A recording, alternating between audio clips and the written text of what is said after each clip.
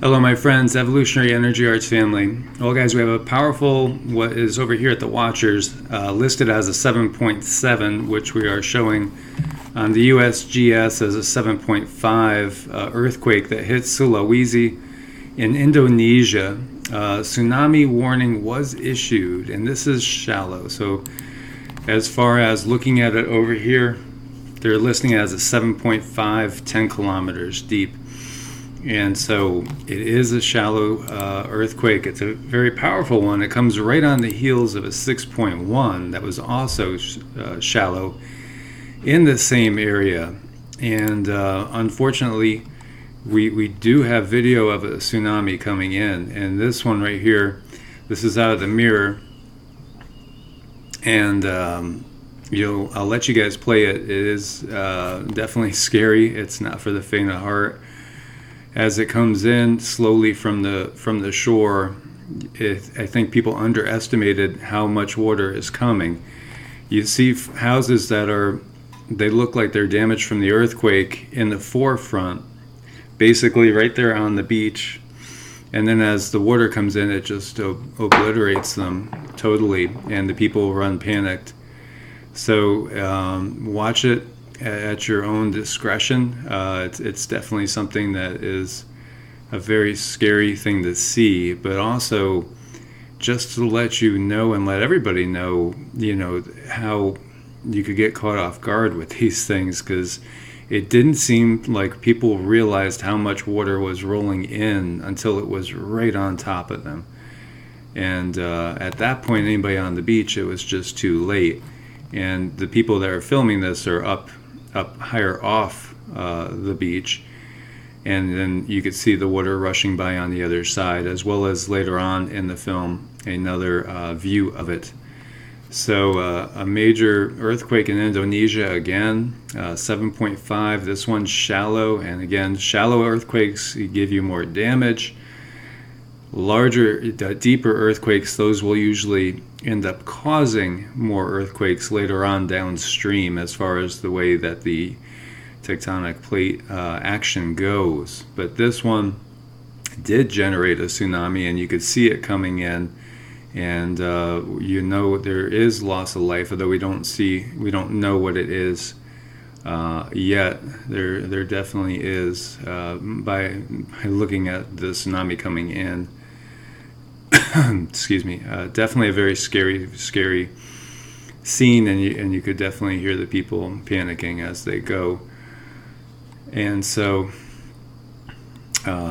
we'll pray for those people and pray for all in Indonesia. Indonesia is definitely one of the areas on the planet that has the most big earthquakes. It's a very, very seismic, active zone, obviously in the Ring of Fire. And this is definitely not something you want anybody to go through. And so, again, 7.7 initially, 7.5 according to USGS now, causing a tsunami. And when we take a peek, we also have a 5.6 off of Martinique, not quite antipodal to Indonesia. The antipode for the Sulawesi one is actually in northern Brazil, but still, it just made me wonder if it was an antipode. And you can see that one over here. There's also a 4.4 over in Italy and a 4.0 in Turkey. As you see, the big one here, the 7.5, which there are many aftershocks going on in the 5s. And so we also have powerful Typhoon Trami slamming into Japan with life-threatening impacts, and this should happen sometime in the next day or so. It's Saturday p.m. It's going to start to hit the islands like through Okinawa. It's basically going to curve around and start heading to the northeast, as we had spoken of before. Right now, it's currently a Category 3. Equal to a Category 3 hurricane. It's a typhoon because of the location. And so this area, obviously, Japan has been just devastated with one storm after another. on top of everything that's going on. So Japan's going to get another blast again.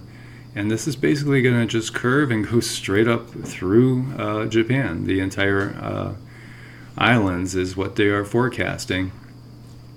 So again, you're going to have extreme risk of flooding, destructive rain, winds, mudslides, storm surge. Not a good situation.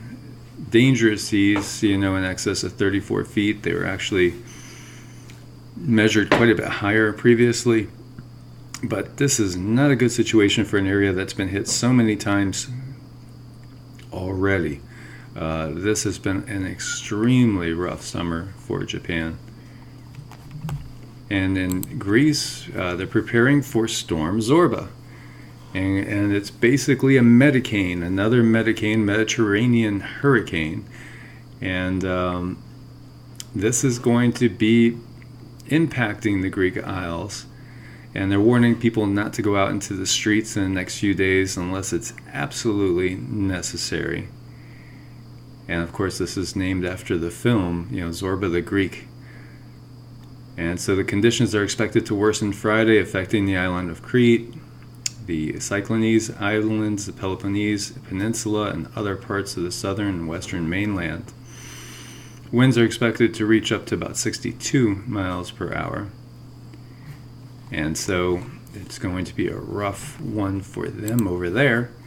We have winter officially arriving in one Swedish town with 5 consecutive days of sub-zero average daytime temperatures. And that is Sweden's official meteorological definition of winter. So winter has started on September 23rd in Sweden, which is far earlier than average. Usually it comes sometime in October for the mountains. And we have scientists. Do you remember Oumuamua, or Oumuamua? This was that rock that many people believe, we're saying rock, many people believe it was actually a ship because of its, not only its size and shape, which would be exactly what you would expect for an interstellar ship, but also the way it came in and slingshotted around the sun and took off from a different direction than we typically see, and exactly how people would use, how intelligent beings would use a star to create more speed and momentum. So, is this still more of a cover-up? Now, this is out of Live Science, which ultimately, yes, this is kind of mainstream. It's basically going to be coming from the same people that give us NOAA and NASA. So, we have to look at this critically, of course. And so ever since astronomers spotted it, Oumuamua, it's had a lot of questions. And so they are now saying that they know where it basically came from. And so looking at the data and the trajectory and everything, they're trying to figure out, where did it possibly come from and originate from? Well, their best guesses is a red dwarf, HIP 3757. That's a red dwarf sun. Another sun-like star, HD 292249, and then possibly 2 other stars without manageable nicknames as yet. So these are the stars that they think probably birthed it. And it's interesting because the Hawaiian word, Oumuamua, means messenger from afar, arriving first. So what are they hinting at there? And they do hint at things. When you have an agency that names something Enlil out of Sumerian mythology, and then here they're giving it a Hawaiian name, and Hawaii has dominated our attention with the eruption that we had going on at Kilauea for over 3 months. Interesting, right? And now there's the name that they give it means messenger from afar arriving first. So what's arriving next? Blue Kachina? Red Kachina? Is that what they're hinting at? Nibiru? And, some will laugh it off. Others will say, yeah, of course, because they have to disclose. They always have to disclose. So, Oumuamua, the messenger arriving from afar, arriving from possibly a red dwarf, yet arriving first in Hawaiian. Very interesting, to say the least. And so, this new research is described in a paper posted September 24th to the preprint site, and it gives it out there. And it's been accepted for publication in the Astrophysical Journal. Very interesting. The messenger from afar arriving first. Is there consciousness after death?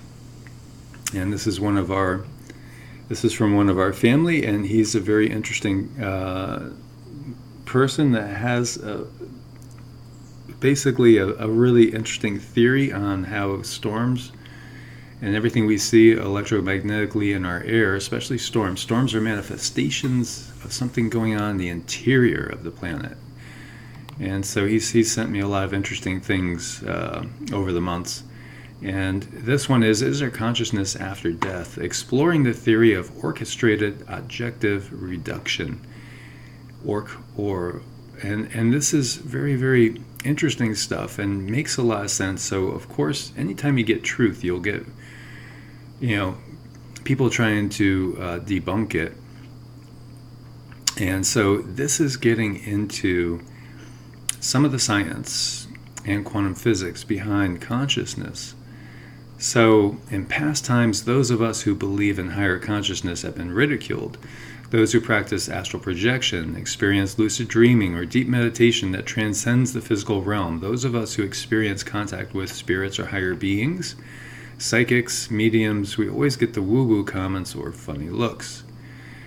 Even us brainwave entrainment enthusiasts get laughed at on occasion by those who have no idea of the science behind frequency response and how different frequencies change the way we think and feel, and indeed how frequencies control the natural world. To think outside societal norms requires a thick skin. We go with our intuition, with what seems plausible. We trust in science, which tends to catch up eventually and prove that we aren't living in La La Land. So how about this for a conversation with your friends then? Imagine if consciousness exists outside the body. I mean, have you ever questioned where consciousness comes from? Where do thoughts come from? How do they appear in the brain or mind? You can't think thoughts. You can't stop thinking either. There is seemingly no filter. Well, you can stop it if you really do, and basically pay attention to meditation and practice on a regular basis. And when you do stop the brain from firing like that and switch it into a different gear, then the expansiveness of consciousness sets in, and your reality changes forever. And so it's just a matter that in our culture, it's something that most people don't take the time and don't have the discipline to do. So it can be done, and then you don't have to use conjecture. You just know. So it makes sense that it's possible that thoughts are put into our heads rather than created in a system within the mind. Perhaps the brain is simply a catalyst for the projection of thoughts and consciousness that's being drawn from an external source, a higher being, something bigger, a master computer perhaps. So he has been thinking about this stuff since he was a kid. By nature, I questioned everything. Orchestrated objective reduction, and it's called ORC-OR. So when I heard about the theory of ORC-OR, or orchestrated objective reduction, I was intrigued. The theory provides a scientific framework, as yet disproven, that consciousness manifests in living things through quantum microtubules in the brain and is not a byproduct of the brain itself. So what does that mean? Basically, it means that microtubules in the brain and the bodies of simple cell organisms like paramecium, which exhibit behaviors of consciousness, are acting like antennae for consciousness. And that consciousness is actually a non-local property. And that is the reality of it. And we get that basically through all the mystery traditions that go back thousands of years, and it probably go back to much higher societies, much more advanced time periods. And, it's just an accepted thing through these traditions. And also, it's taught how to experience it. So, imagine there are little antennas in your brain receiving signals from an external source, and the brain processes the signals into thoughts and emotions, consciousness. Orchestrative objective reduction was first put forward in the mid-1990s by eminent mathematical physicist Sir Roger Penrose and prominent anesthesiologist Stuart Hameroff, MD. They suggested that quantum vibrational computations in microtubules were orchestrated, by synaptic inputs and memory stored in microtubules and terminated by objective reduction, hence OR. Microtubules are major components of the cell structural skeleton. This theory was harshly criticized from its inception, as the brain was considered too warm, wet, and noisy for seemingly delicate quantum processes. However, evidence has now shown warm quantum coherence in plant photosynthesis, bird brain navigation, our sense of smell, and brain microtubules. Nature always proves us wrong, doesn't she?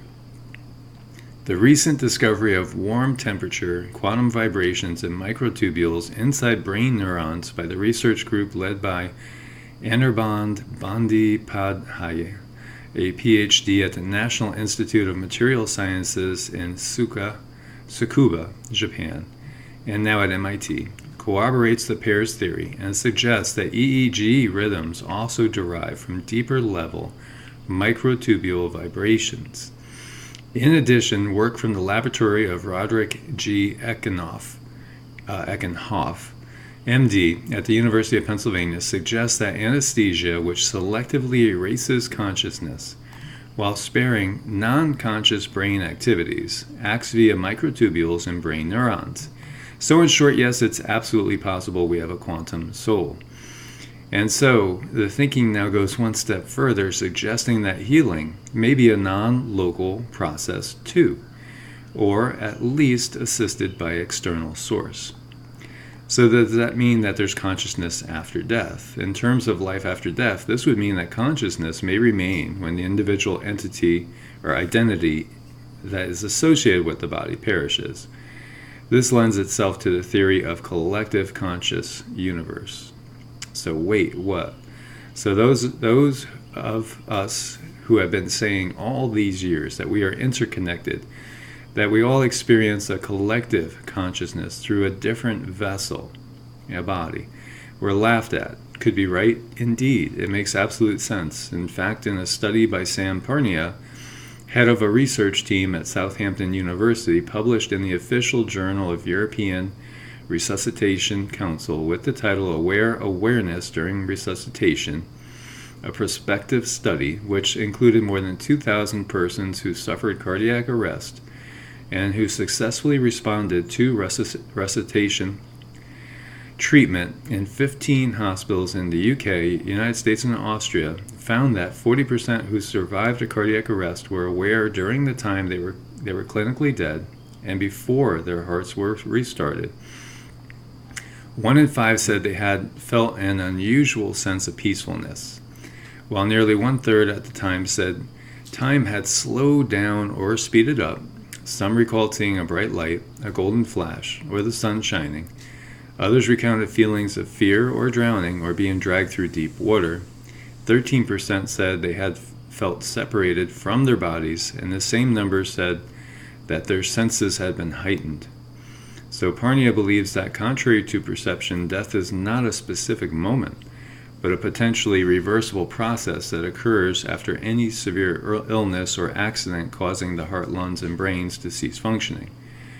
Hard proof of consciousness after death would be the holy grail for the unknown about consciousness, and we are getting there. And then this is a video below that you could listen to, and this is by Sir Roger Penrose. But this all goes in line with what we've learned through the mystery traditions and through the indigenous people, and also the Eastern traditions, where it's all been out there in the open. It's just that in the West they seem to have to understand the actual mechanisms before understanding the reality, the greater reality. So they always want to reductionism, break it down into the smallest components in order to understand it. But yes, we are all connected, part of one greater reality, one greater consciousness, and this is Source, God, whatever you want to call it. And so we are all individual waves in the same ocean, and eventually it's going to hit everybody that is the ultimate reality of it. And we are discovering more all the time. Things are coming through more all the time. And it truly is amazing, and really it's all positive and nothing to fear at all. As Winston Churchill said, the only thing we have to fear is fear itself, because ultimately consciousness is reality. And consciousness, it can't be created or destroyed like energy, because it is a form of energy. It just changes. Always changing. So there's nothing really to fear in all this. And many of us have realized in our lives that we are not the body. The body is the vehicle. As the Bhagavad Gita says, worn out bodies are discarded by the user, just as worn out garments are discarded by the user. And so, death, where is your sting? As it says from the Bible, as that will be conquered as well. So my friends, as always, stay safe out there.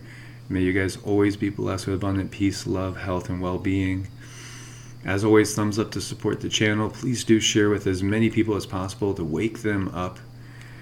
And always join the family, click the bell, subscribe, get all the notifications, stay on top of everything that's going on. May you guys be blessed always. God bless and namaste.